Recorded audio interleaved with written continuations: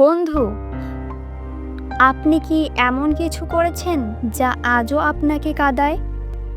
আপনি কি ভেবেছেন ঈশ্বর আমাকে আর ক্ষমা করবেন না? আপনি কি মনে করেন আপনার পাপ এত বেশি, হয়তো আর কোনো আশা নেই? তবে থামুন, আজ আমি আপনার জন্য এক চিরন্তন সত্য নিয়ে এসেছি। যিশু ক্ষমা করেন। তবে কি তিনি সবাইকে করেন? চলুন আজ আমরা জানি যিশু কাকে ক্ষমা করেন।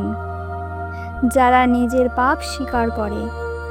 যদি তুমি কাঁদো, নিজের ভুল স্বীকার করো, তবে তুমি সেই মানুষ যার জন্য যিশু তার রক্ত ঢেলেছেন।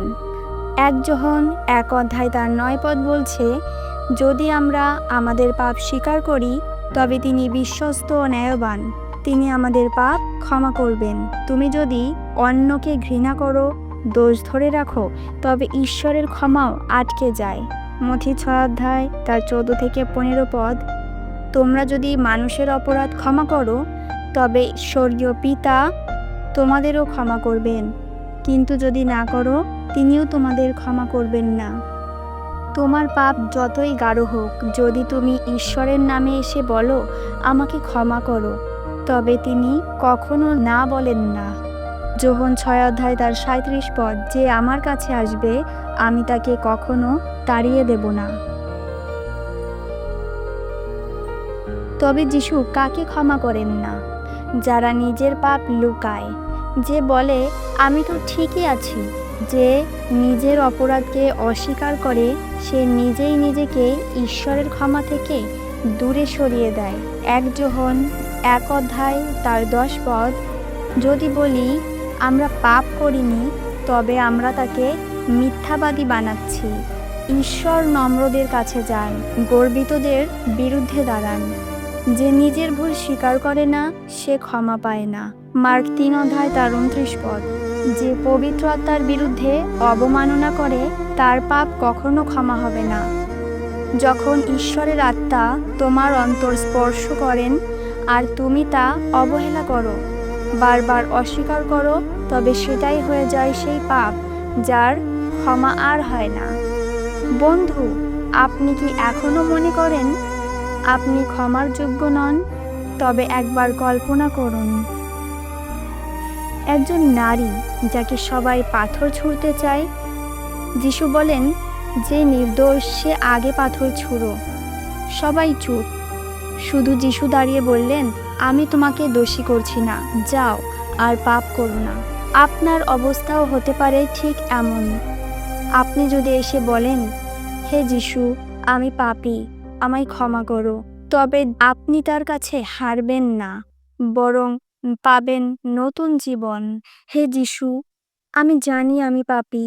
আমার ভেতর অনেক লুকানো ব্যথা, লজ্জা, অভিমান, অন্যায়, যা আমি অন্য কাউকে বলতে পারি না।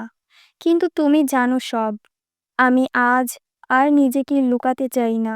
তোমার কাছে আসতে চাই যেমন আছি, ভাঙা, দূষিত, ক্লান্তভাবে। আমাকে ক্ষমা করো প্রভু। তুমি আমাকে যা করতে বলো, আমি তাই করতে চাই। আমার মনকে বদলে দাও, আমার অতীত মুছে দাও। আমার হৃদয়ে এসে থাকো, আমার জীবন নতুন করে লেখো। তুমি আমাকে ক্ষমা করেছ, এটাই আমার আশ্রয়। আমেন। বন্ধু, যিশু সব পাপীকে ক্ষমা করেন না, কিন্তু যে কেউ তার কাছে ফিরে আসে, তাকে তিনি ফিরিয়ে দেন না। তুমি যদি আজ অন্তর থেকে ডাকো, তবে যিশু আজই তোমার জন্য হৃদয় খুলে অপেক্ষা করছেন।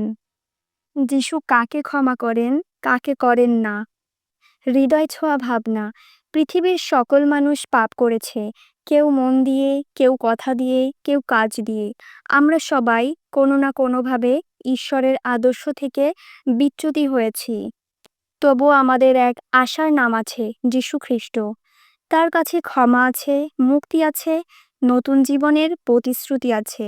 কিন্তু প্রশ্ন হলো, যিশু কি সবাইকে ক্ষমা করেন, নাকি কেউ কেউ থেকে যায় ক্ষমার বাইরে?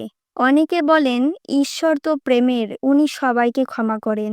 হ্যাঁ, ঈশ্বর প্রেমের, কিন্তু ঈশ্বর ন্যায় বিচারও করেন। তিনি অন্যায়ের প্রশ্রয় দেন না।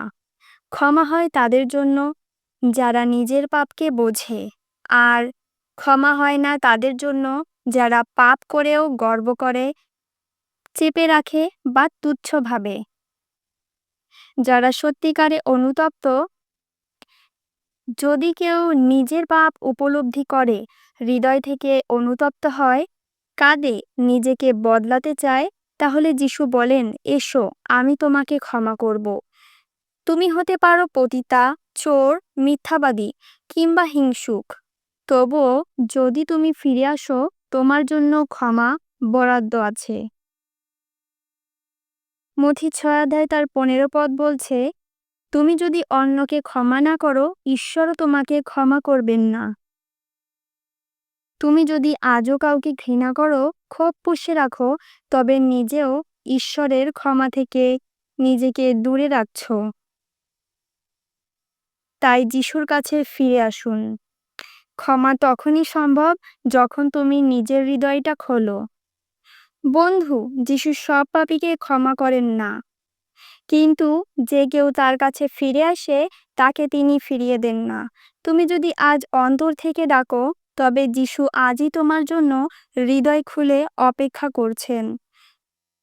হয়তো কেউ আজ মুক্তির সন্ধানে আছে। সাবস্ক্রাইব করুন যিশুর প্রেম চ্যানেলটি, কারণ এখানে মেলে সত্য, মেলে ক্ষমা, মেলে ভালোবাসা।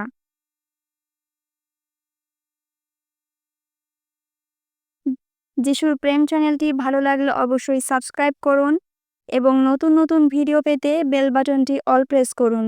সব সময় সুস্থ থাকুন, ভালো থাকুন। ঈশ্বর আপনাকে আশীর্বাদ করুন। জয় যিশু।